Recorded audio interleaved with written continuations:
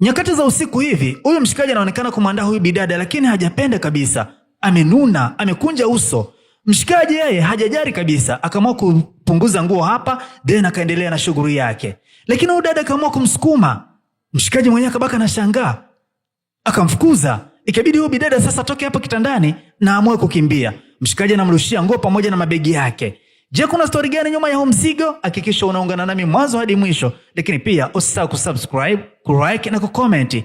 Usisahau pia kutufollow kwenye mitandao mingine ya kijamii. Okay, tuanze. Mzigo unaanza kutuonyesha bidada mmoja anaitwa Rose.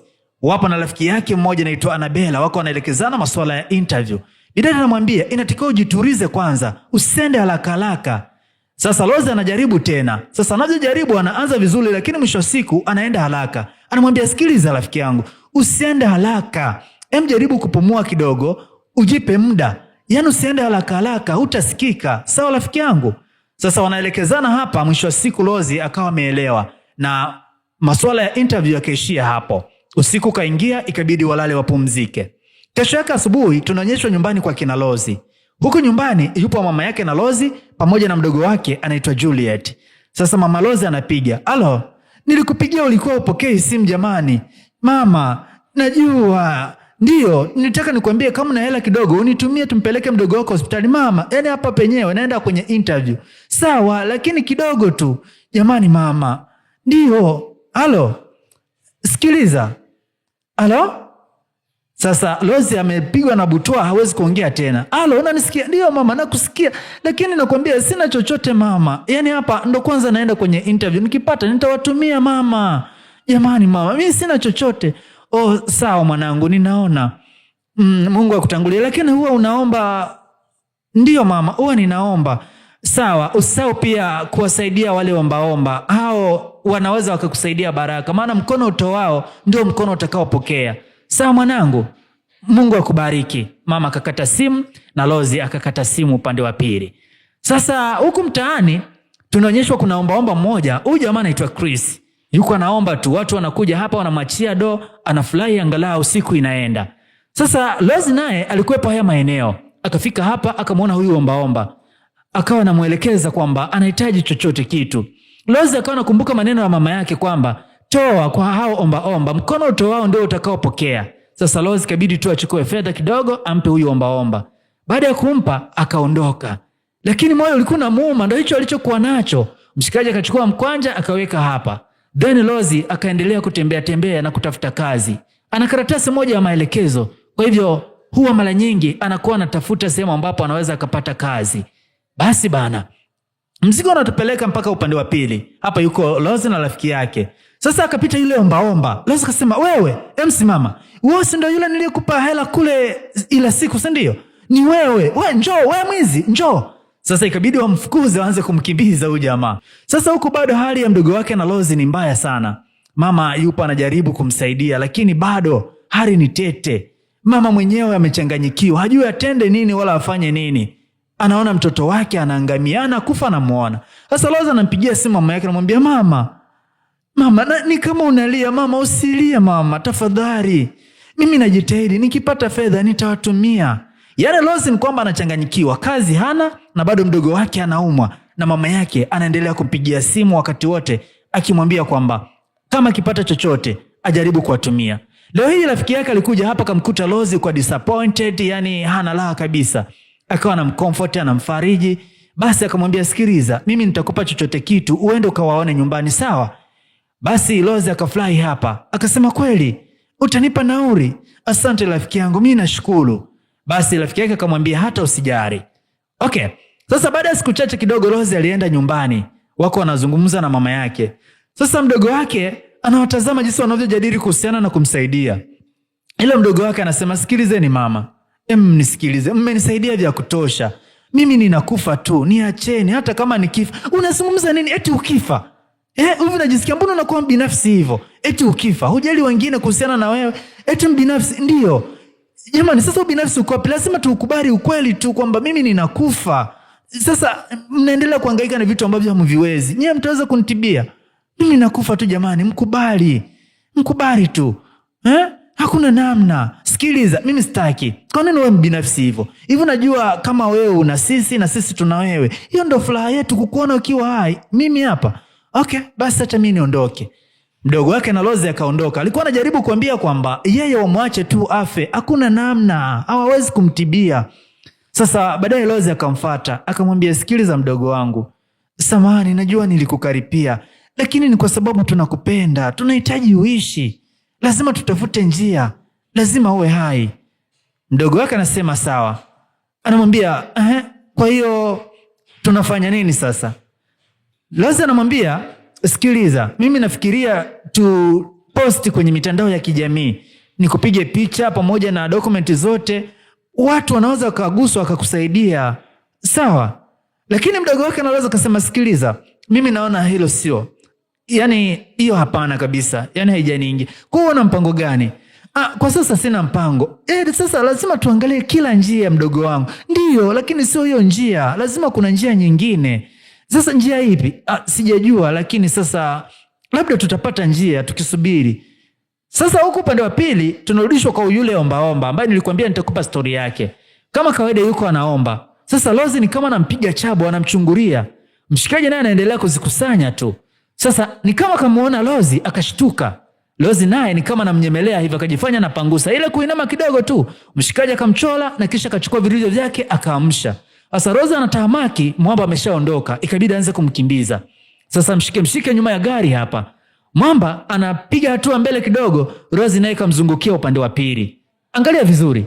Sasa Rose huyu hapa anamfuatilia huyu jamaa. Akaenda akamkimbiza, akamshika. Akamwambia, wewe mwizi, tulia hapa. Hivi unajua ninaweza nikapiga kelele hapa watu wakaja. Tulia hapo.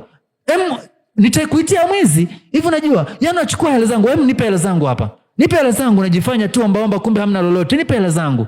Mshikaji kachukua 1000 kampa. Nini? Unanipa 1000? Unanipa 1000 kwa nini? Lazima unipe na riba, lazima unipe milioni 5 kwa sababu hii imezaa. Haiwezi kunipa hizi, vinginevyo nitapiga kelele. Sikiliza, wewe mwanamke usiniletee ujinga hapa. Kwanza toka tujuani. Sasa Rose sasa akamshika, mshikaji akamkwida sasa. Ikabidi waanze kupigana hapa. Sasa kumbuka, Rose ni mwanamke, huyu ni mwanaume. Jamaa akamkwida kambamiza chini. Sasa huku tunaonyeshwa Rose alivyorudi nyumbani, alikuwa hoi bin tabani. Yuko na kando na rafiki yake ambaye anaitwa Annabella. Anamwambia, sasa usije ukajiingiza kwenye hayo mambo. Hapana, lazima nipe hela yangu, tena nipe na riba. Riba? Ndio, lazima nipe na riba. Haiwezekani.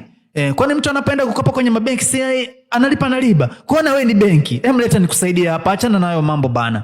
Sasa Rose ni kwamba amengangania lazima yule jamaa ombaomba ampe hela ambayo ni milioni 5 kwa sababu alimpa buku yake. Huku yuko mdogo wake na Rose. Huyu anaitwa Juliet. Leo hii mambo yalikuwa yamezidi. Alikuwa anajaribu kujisomea lakini anaona maluelue. Kitabu hakiendi kabisa. Sasa akaona basi acha aende akalale. Akanyanyuka lakini mwisho wa siku akaanguka chini.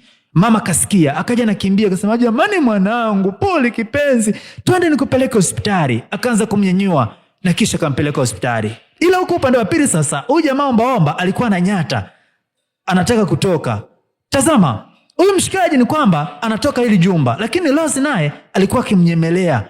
Sasa mshikaji kumbe anandinga bana. Yaani ni ombaomba lakini anandinga. Akafunga mlango na kisha kaingia kwenye gari lake. Akateleza. Rose alikuwa akimchola tu. Akamchungulia, akamwona mwamba yule anaishirizia. Eti ombaomba na gari kali tu. Bana we. Sasa leo hii Rose aliamua kwenda kwa huyu ombaomba. Akawa namrekodi akasema, jamani mwizi huyu hapa, nimemshika ni mwizi mwenyewe, huyu hapa mwizi. Niko na kurekodi. Unafanya nini wewe mwanamke? Wewe ni mwizi, niko na kurekodi. Tuliza ujinga wako. Sasa na kurekodi hapo. Ukiniletea ujinga, jamaa kamkwida Rose akamnyima hewa. Akaja mtoto wake na huyu ombaomba akamwambia, babu unafanya nini? Rose kapania chupu alikuwa amekwidwa, amenyimwa hewa. Akamwambia samahani. Basi bana akarudi usiku, alikuwa anawaza sana. Anawaza leo tukio, alivyonyongwa kidogo afe. Akaokolewa na yule mtoto wa ombaomba.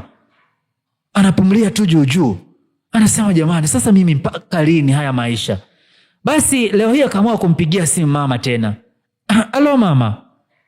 Mama usiniambie Mungu wangu. Nini kimetokea tena? Alikuwa anapewa taarifa za kwamba mdogo wake yuko hospitali na ana hali mbaya. Simu ikakatwa. Rose anapitia wakati mgumu sana. Analia na moyo wake. Hana mtu wa kumsaidia. Fedha hana. Maisha ndio yalivyo. Na nyakati nyingine unavumilia tu. Sasa leo hii akiwa hapa ni kama vile alikuwa na chati na mtu. Anachati naye lakini kama vile hapendi. Anasema huyu mtu anajiona nani? Lakini ni kama anataka kumtumia meseji mbaya, akafikiria mara mbili.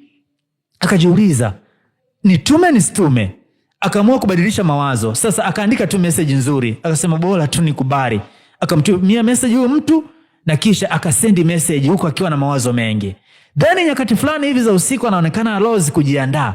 Yaani yuko anajilemba, anajipodoa, amevaa nguo fulani hivi ya kutamanisha. Yaani hizi ni kama night dress fulani zinashika mwili. Hizi zinatumiwa na madada poa, yani wale ambao wanajiuza. Sasa mara kaingia rafiki yake. Anamwambia, leo mbona unajiandaa wapi tena? Anaenda kwa rafiki yangu. Kwa rafiki yako hivyo umependeza. Hapana, hebu niambie, unaenda kwa shemeji si ndio hapana bana, naenda kwa rafiki yangu. Kwa rafiki yangu. Kwa rafiki yako sawa. Uwe na wakati mzuri na rafiki yako. Rose alidanganya kwamba anaenda kwa rafiki yake ili rafiki yake anabera asishtukie chochote. Kwa hivyo akaamua kuondoka. Sasa nyakati hizi za usiku, Rose anaonekana upande wa pili kwa huyu mwanaume. Huyu mwanaume yeye anaitwa Nicholas. Rose anafika hapa na pitiliza mpaka kitandani. Nicholas nyakati hizi za usiku anaonekana akiwa na mwandaa Rose. Lakini Rose ni kama amekunja sura, hajapenda. Ameahidiwa fedha na huyu jamaa, milioni 2. Sasa jamaa anajiandaa kumaliza kazi, Rose akashtuka. Akamsukuma, akamwambia acha, mimi sitaki kabisa. Mshikaji akakasirika akasema ondoka sasa. Kwa mshikaji hata kumlipa. Kwa Rose akawa ameondoka. Mshikaji anamtupia chungu zake, anamtupia mikoba, anamwambia ondoka bana. Mshikaji akabaki tu hapa na maumivu. Rose anaonekana kutoka kwenye lile jumba na kisha anaondoka. Ni usiku wa manane.